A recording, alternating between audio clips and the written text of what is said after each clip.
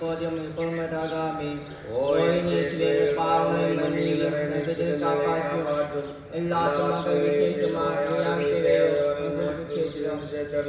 இயேசுவினை ஜானிப்பமாக இயேசு மாசிக்கப்பட்டவளே அச்சேசமரியாயிருந்து மாதாவை பாய்களா இருக்கிறவங்களுக்காக எப்பொழுதும் வேண்டிக் கொள்ளாமல் இந்த மரியே வாழ்க கட்டமுடனே பெண்கள் ஆசிக்கப்பட்டவனே உம்முடைய தேசியாக இயேசு மாசிக்கப்பட்டவளே அச்சேசமரியாயிருந்து இயேசு மாசிக்கப்பட்டவளே அச்சேசமரியாயிருந்து மாதாவை பாய்களா இருக்கிறவங்களுக்காக எப்பொழுதும் வேண்டிக் கொள்ளாமல் இந்த மரியே வாழ்க கட்டமுடனே பெண்கள்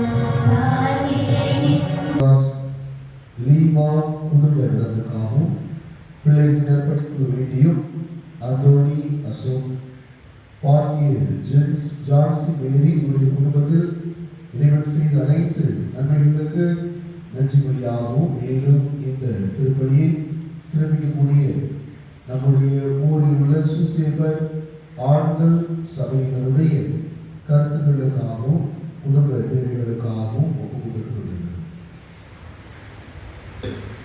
இறை இயேசுவில் அன்புக்குரியவர்களே, இன்று புனித சூசேப்பர் திருவிழாவை மகிழ்வுடன் கொண்டாட உங்களை வரவேற்பது புனித சூசேப்பர் சபையினர்.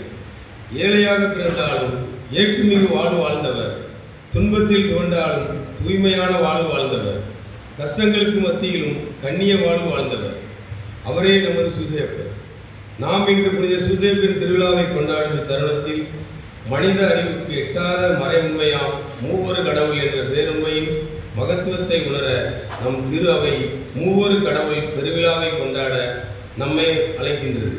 நம் இறைவன் தனிமையில் தானாய் குறைந்திருக்கும் ஒருவராக அல்ல, மாறாக மூவராக உறவு கொண்டிருப்பவர் என்ற பாடத்தை நமக்கு சொல்லித் தந்தவர் இயேசு. அவர் இவ்விதம் இறைவனை அறிமுகம் செய்தது பலரை வியப்பில் ஆழ்த்தியது, வேறு பலரை கோபத்திலும் ஆழ்த்தியது. தனித்திருக்கும் கடவுளை ஒரு கூட்டு உறவாய் குடும்பமாய் அறிமுகம் செய்தவர் இயேசு. இயேசு அறிமுகம் செய்து வைத்த மூவொரு இறைவனின் இலக்கணம் நமக்கு சொல்லித்தரும் பாடம் என்ன? நம் இறைவன் உறவுகளின் ஊற்று. அப்படி இருக்க உறவுகளுக்கு நம் வாழ்வில் முதன்மையான இடத்தை தந்திருக்கிறோமா என்பதை ஆராய்ந்து பார்க்க இன்று நாம் கொண்டாடும் மூவொரு இறைவன் பெருவிழா நல்லதொரு தருணம். புனித சூசேப்பர் விழாவை கொண்டாடும் இத்தருணத்தில் சூசேப்பரை போல் நம் குடும்பத்தை விட்டுக் கொடுக்காமல் உறவுகளின் ஊற்றாய் விளங்கும் மூவொரு இறைவன் பெருவிழாவில் நம்மை அர்ப்பணித்து இன்றைய திருப்பலியில் சிறப்பாக மன்றாடுவோம். கொண்டாட நம்முடைய குற்றங்கள், குறைகள், இயலாமைகள், பாவங்கள் அனைத்தும் ஆண்டவரிடத்தில் ஒப்புக் கொடுத்து அவற்றிற்காக மனமருந்தி மன்னிப்பு வேண்டுவோம். உலகில் மனிதனை படைத்த நாள் முதல் தேனும் பாலும் ஓடிய கானா நாட்டிற்கு இஸ்ரேல் மக்கள் வரும் வரை அவர்களை வழி நடத்திய ஆண்டவரே கடவுள், அவரை தவிர வேறு எவரும் இல்லை என மனதில் இருத்தி நாமும் நமது தலைமுறைகளுக்கு இறைவன் காட்டும் வழியில் நடக்கும்போது அவரது ஆசீரால் நிறைவு பெறுவோம் என்பதை மோசே இன்றைய முதல் வாசகமான இணைச்சட்ட நூலில் கூறுகிறார். மோசே வழியாக ஆண்டவர் தரும் ஆசி மொழிகளுக்கு கவனமுடன் செவி கொடுப்போம். அடியால் கேட்டேன். முதல் வாசகம். மேலே விண்ணிலும் கீழே மண்ணிலும் ஆண்டவரே கடவுள். இணைச்சட்ட நூலிலிருந்து வாசகம். அதிகாரம் 4 இறை வார்த்தைகள் 32 முதல் 34, மீண்டும் 39 முதல் 40 முடிய. மோசே மக்களை நோக்கி கூறியது: உங்களுக்கு முற்பட்ட பண்டை காலத்தை பற்றி கேட்டு தெரிந்து கொள்ளுங்கள். கடவுள் உலகில் மனிதனை படைத்த நாள் முதல் வானத்தின் முனை முதல் மறுமுனை வரைக்கும் எங்காவது இத்தகைய மாபெரும் செயல் நடந்ததுண்டோ? அல்லது இதுபோல் கேள்விப்பட்டது உண்டா? நெருப்பின் நடுவிலிருந்து பேசிய கடவுளின் குரலொலியை கேட்டும் நீங்கள் உயிர் வாழ்ந்தது போல் வேறு எந்த மக்களிடமாவது வாழ்ந்தது உண்டா? அல்லது கடவுளாகிய ஆண்டவர் எகிப்தில் உங்கள் கண்முன்னே உங்களுக்கு செய்த அனைத்தையும் போல சோதனைகள், அடையாளங்கள், அருஞ்செயல்கள், போர், வலிய கரம், ஓங்கிய புயம் மற்றும் அச்சுறுத்தும் நிகழ்ச்சிகள் மூலம் ஓர் இனத்தை வேறொரு நாட்டிலிருந்து தமக்கென உரிமையாக்கிக் கொள்ள முன்வரும் கடவுள் உண்டோ? மேலே விண்ணிலும் கீழே மண்ணிலும் ஆண்டவரே கடவுள், அவரை தவிர வேறு எவரும் இலர் என இன்று அறிந்து உங்கள் உள்ளத்தில் இருத்துங்கள். நான் இன்று உங்களுக்கு கட்டளையிடும் அவரது நியமங்களையும் கட்டளைகளையும் பின்பற்றுங்கள். அப்பொழுது உங்களுக்கும் உங்களுக்கு பின்னர் உங்கள் பிள்ளைகளுக்கும் எல்லாம் நலமாகும். மேலும் உங்கள் கடவுளாகி ஆண்டவர் உங்களுக்கு எக்காலத்திற்கும் கொடுக்கும் மண்ணில் நீங்கள் நெடுநாள் வாழ்வீர்கள். இது ஆண்டவர் வழங்கும் அருள்வாக்கு. இனியவர்களே, இன்றைய 2ஆம் வாசகத்தில் கடவுளின் ஆவியால் இயக்கப்படுகிறவர்களே கடவுளின் மக்கள். கடவுளை அப்பா தந்தை என்று அழைக்கும் போது கடவுள் நம்முடன் இணைந்து அவரின் பிள்ளைகள் என சாட்சி பகர்கிறார்.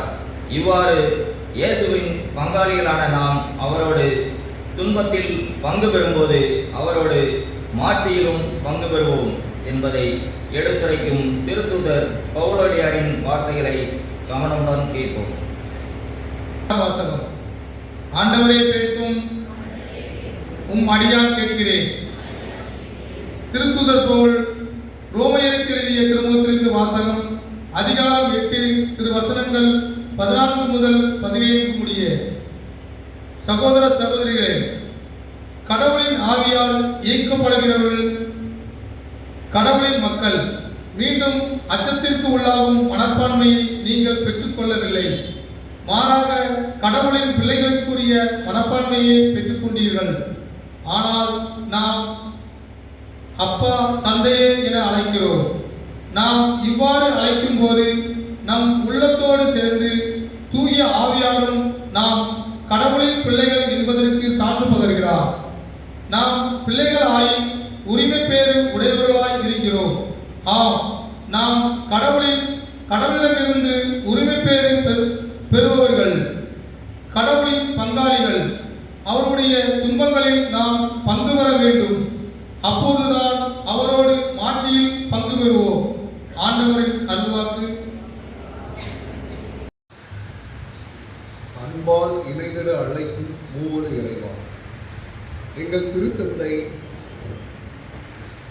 ஆயர்கள், குருக்கள், துறவரத்தார் மற்றும் பொது நிலையினரும் மற்றும் எங்கள் பங்கு தந்தை ஆகிய அனைவரும் மூவரு கடவுளை போன்று ஒற்றுமையின் அடையாளமாகவும் சமத்துவத்தின் சங்கமமாகவும் ஒருங்கிணைந்து வாழ்வது போல் எங்களை அவ்வழியில் நடத்தி இன்னும் அதிகம் பணியில் சிறந்திட அவர்களுக்கு நல்ல உடல் சுகம் தந்து தேவையான ஆற்றலை நிறைவாக பொழிந்திட வேண்டும் என்று இறைவா உங்களை மன்றாடுகின்றோம்.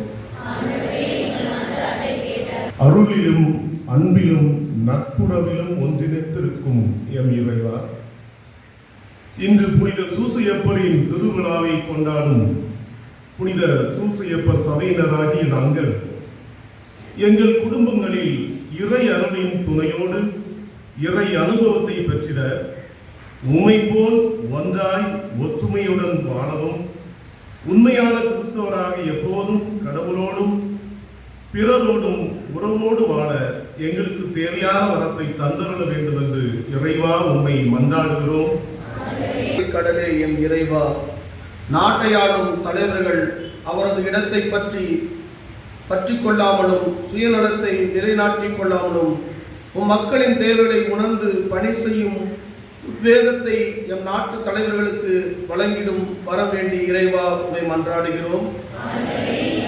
உறவுகளின் ஊற்றான இறைவா, இப்புதிய கல்வியாண்டில் பாடசாலை சென்று கல்வி பயிலவிருக்கும் எம் இளையோர் அனைவரை புதுப்படைப்பாய் மாற்றி தங்கள் பெற்றோர்களின் துயரங்களை உணர்ந்து படிப்பிலும் நல்லொழுக்கத்திலும் சிறந்து விளங்க ஞானத்தையும் புத்தியையும் அன்பையும் அவர்களுக்கு வழங்குமாறு இறைவா உம்மை மன்றாடுகின்றோம்.